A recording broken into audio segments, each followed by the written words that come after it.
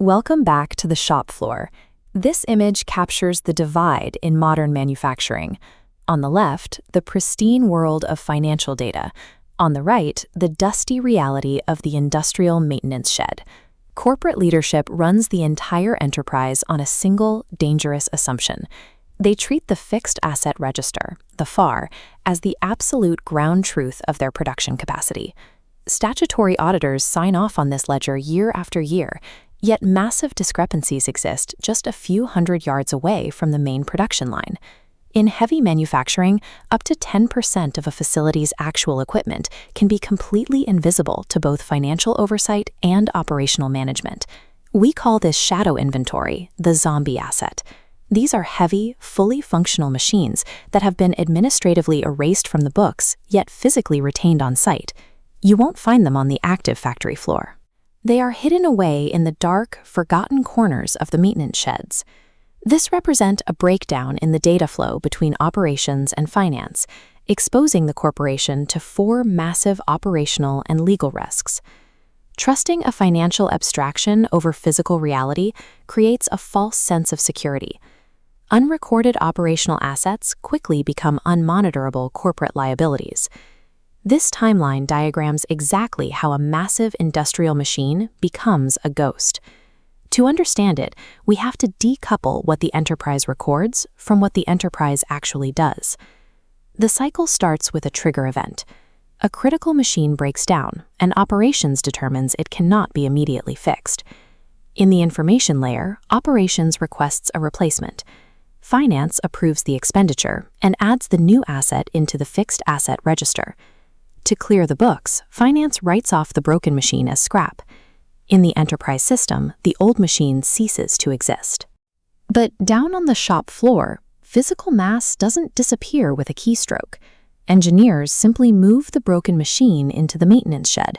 Instead of disposing of it, the engineering team quietly refurbishes the old equipment, keeping it as a backup spare for future emergencies. Operations intentionally leaves this spare out of the plant maintenance ERP. They ensure the physical reality matches the financial ledger's story that the machine was successfully scrapped. The enterprise system functioned exactly as designed, yet perfect compliance with the scrapping procedure successfully generated an entirely off-book, unmonitored shadow inventory. If these machines weigh several tons, how do external statutory auditors walk right past without noticing? This video illustrates the mechanics of a standard physical verification. External audits operate on a ledger-to-floor matching model. They verify recorded assets, not unrecorded ones. This model relies on site supervisors to guide the auditor. The auditor checks the machine's tag, matches it to the clipboard checklist, and moves on. An internal risk advisory team must operate differently. We use a barrier-free mindset.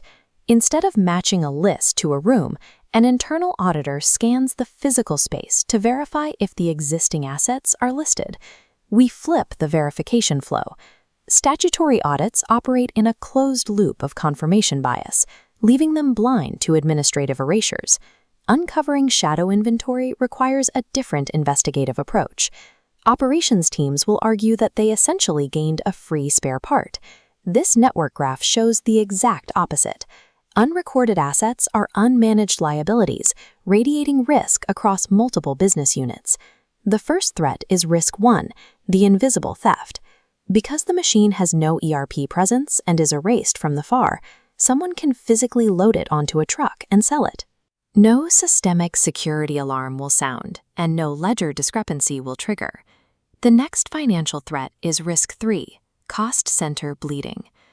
Maintaining this off-book machine requires physical parts and labor from the engineering team. These maintenance costs are secretly absorbed by general cost centers, destroying the accuracy of official maintenance budget analytics. Zombie assets act as financial parasites. They quietly drain operational budgets while completely bypassing the enterprise's physical asset security perimeter. Beyond the financial damage, we must look closely at the direct threat to the factory's core production lines. This brings us to risk 2, unchecked operational decay. Missing from the plant maintenance ERP, the machine is automatically excluded from preventative care schedules. When the primary plant goes offline, this unmaintained spare is activated, It immediately fails, resulting in a total halt of production. Finally, we reach the most severe enterprise threat, Risk 4, the compliance bomb. Imagine external regulators discovering functioning multi-million rupee industrial assets that the company officially claimed were scrapped on their balance sheets. To customs or tax authorities, this data discrepancy is legally indistinguishable from deliberate asset hiding. It immediately triggers massive allegations of tax evasion. The perceived operational safety net of an off-book spare results in critical production failure and invites heavy regulatory penalties. Look at this macro schematic of the factory. When you pull back, the scope of the problem is clear.